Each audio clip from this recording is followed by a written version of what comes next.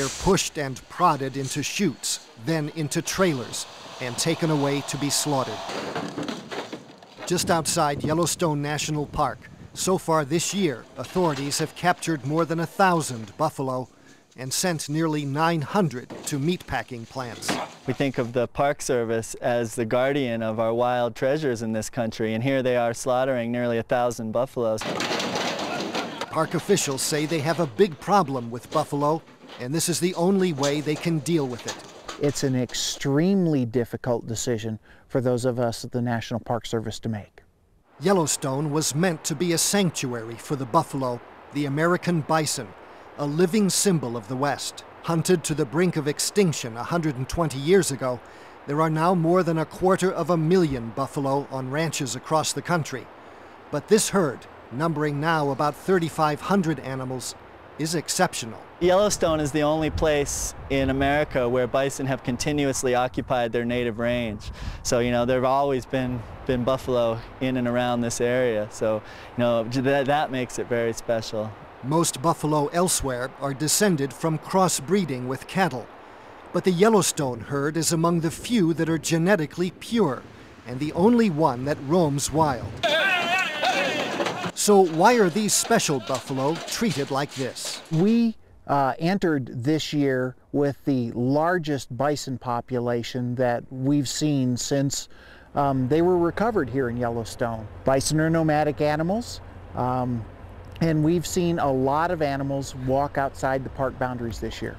Keeping these animals inside park boundaries is a high priority for Montana livestock authorities, trying to keep their state free of brucellosis, a disease causing abortion in cattle. Many of the park's bison are infected with brucellosis, and ranchers fear they could carry the disease out of the park and spread it to cattle on neighboring ranches.